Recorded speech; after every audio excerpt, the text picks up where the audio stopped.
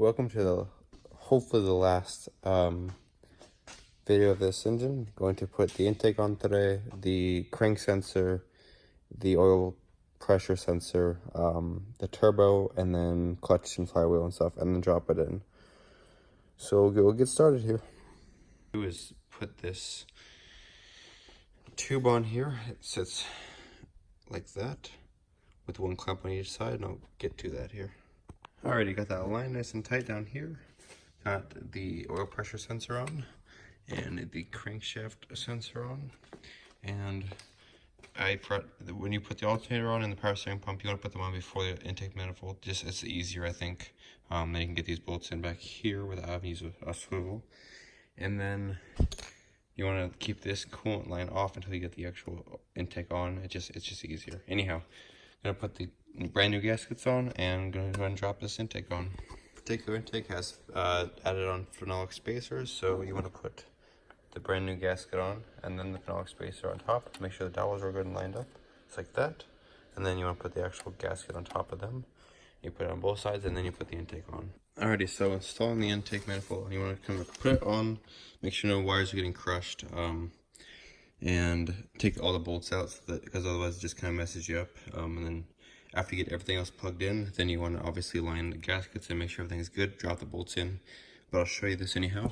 Got the crank sensor nice and bolted in. And I got power steering on, so you can see it on there, oil pressure on, the coolant temp on, and then on each side is going to be one of these AVC valves, or AVCS valves. You plug that in, and then cam sensor on either side.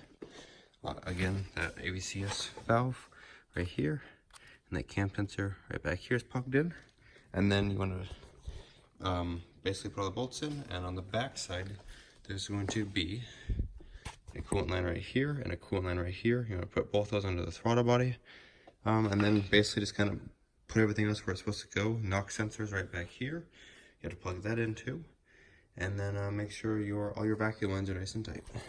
Alrighty, intake manifold is now nice and tight. Everything's nice and torqued down. These are actually 13mm bolts instead of 12. It's like normal because of the phenolic spacers. I believe because they're longer, want some stronger bolts. Anyhow, it's all nice and torqued down. Every vacuum line's on, coolant lines are on, and then I just put the PVC line on right there, separate from the other motor, and then put that other line on the back of it.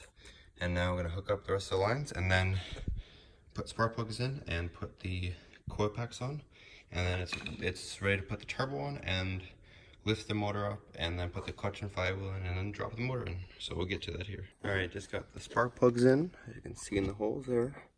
Now coil packs on next, and you have to make sure the black one goes to the back, and the front one is white. Coil packs are on. All of the valve cover lines are on and nice and tightened with clamps. And now, you don't want to forget the coolant reservoir on top. It's going to sit where these two bolts are, and then you're going to put the line that goes right in here. On there, it's an elbow that comes up, it turns, and then it goes right into the bottom of this tank. Alrighty, that coolant tank is on top now. Another thing you don't want to forget is this right here. This is for the alternator and also for lifting the engine. It goes right in the back with two bolts. And then you also don't want to forget this little cover that's in my right hand. It goes right here. It blocks stuff from getting inside the flywheel area. Alrighty, got that support on, and now it is officially turbo time. So you want to put one of these guys on. This would be your oil drain. You usually want to put it on the oil drain tube down there beforehand, and then you want to put the turbo on here, obviously a new gasket in there, and slide it inside of the actual inlet. Make sure you have a clamp on there beforehand, and then you have to put the oil line on and the coolant lines on, and get everything nice and bolted up. And I'll show you that in just a moment here. Alright, so the turbo's on now. I had to move this bracket just a little bit. I forgot about that, just to get it in there easier. So you put that clamp right down there is tight for the inlet. And then this guy on top is the oil feed line. Make sure you have new crushings for that. And then the coolant inlet and the coolant exit back into the block. And this has a clamp right in the bottom. And then all the bolts are all the nuts are nice and tight. And then last but not least is the oil return line in there. You can see clamps on it. And we're about ready to lift this engine up and put the flywheel in here. Now we're going to put this plate on. You put an O-ring right there, and then put this entire plate on, and you put sealant, and then you put the little guy in there. Well, that one first, excuse me, and then put the rear main seal on, and then I'm gonna go ahead and put the flywheel on. Alright, time to put the rear main seal in. This is a seal, and then you just want to put a slight layer of assembly lube on the inside of it, just like the other O-rings, and put it in just like that. Alrighty, the rear main seal is in. As you can see, that lube is on the inside, and it is just below the surface, or like obviously flush. Now flywheel next, it just goes right on. I'm gonna put all 8 bolts in, and yep. Alright, I got the flywheel and clutch on. Make sure you use an alignment tool so you get that all perfect. You want to pull it out and make sure that that bearing is right in the center, just like that. And because this is a pull style, you have a throwout bearing that looks just like this.